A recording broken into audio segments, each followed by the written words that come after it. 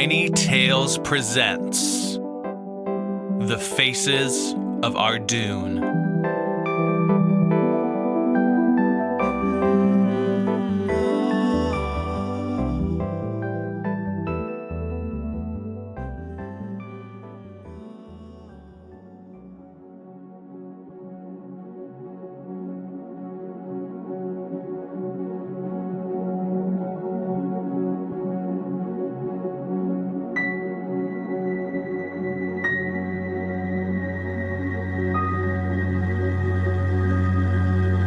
The mountains of Ardune have faces carved upon them.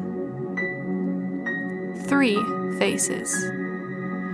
One turned up to the heavens, eyes wide in wonder.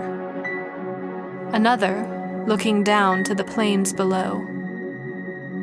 And the last, with eyes closed and mouth open, green forest flowing like hair from the snowy peak. The faces sit, still and silent, on the mountain sides. In the dusk, the cavernous mouths spit black swarms of bats, and the rains of spring fall like rivers of tears from the pitted eyes. If a mortal hand carved them, it was long before ships came into the Bay of Ardune. When Ardune the mariner first sailed into the bay, the great faces glared out over the forests, and the sailors cowered in fear, thinking they had strayed to the land of the old gods. And the eldest of Ardune still speak in their thin voices of the siege, when the black ships of Corthic covered the waters, bringing steel and fire and death. A tempest rose that night, and when dawn came, the waters were clear and blue again. They say the mountains drew in the breath of the wind and blew them from the bay. But of all the legends of Ardune, and the faces set there, none is more well known than that of Selkin. Selkin the heretic, some call him, and they say that the eyes of the mountain glowed red in the setting sun on the day he stepped off the great ship River Wrath onto the teeming docks of Ardune.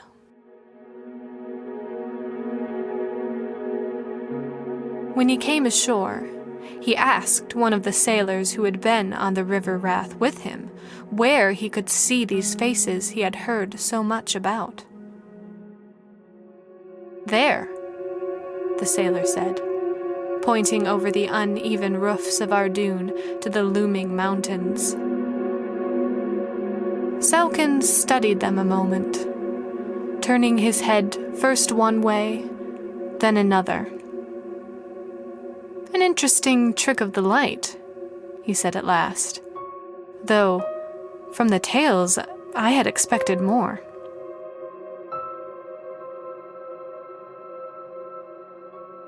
And he set off into the narrow and winding streets of Ardune.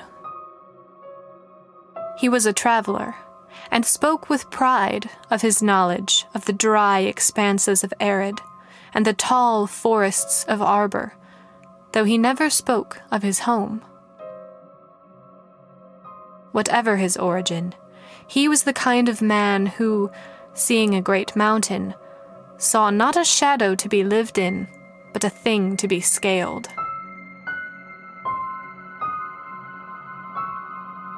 "Why do you not mine the mountains?" he asked the folk of Ardune, and the tavern where he had come to spend the night fell silent. Farmers and sailors, those who knew to fear the land's fury, turned their shoulders to him, staring into their beer. When Selkin was told the mountains were held in reverence, that none took even a pebble, he laughed. rock and boulder," he cried. "You freeze in houses of lumber when you could have stone." Others had tried, but none who had set out to cross the mountains and see what lay beyond had returned.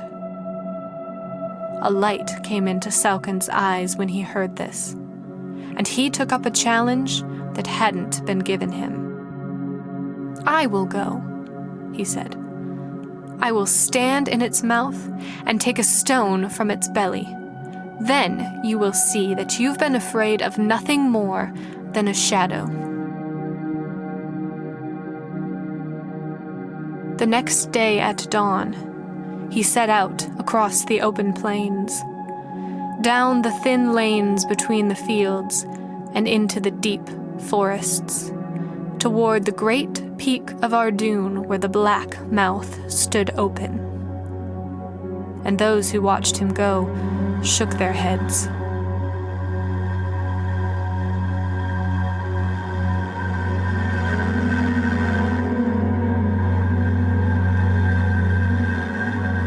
In the dead of night, 2 weeks after Salkin's departure, the ground began to shake, throwing dishes from the shelves and stirring the waters in the bay so that the ships swayed. A great roar rose from the mountains, then was still.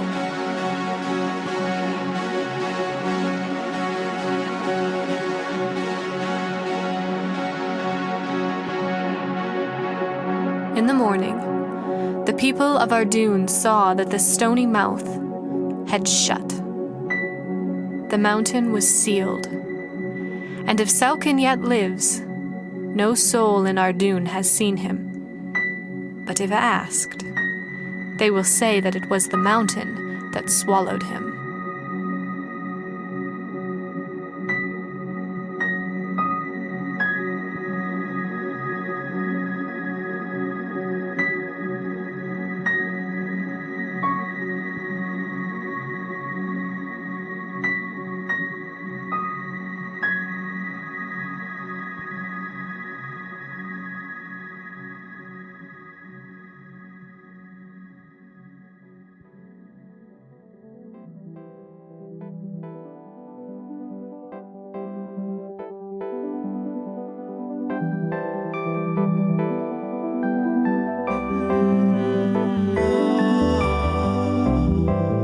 Today's episode of Tiny Tales was written and narrated by R.E. Rule.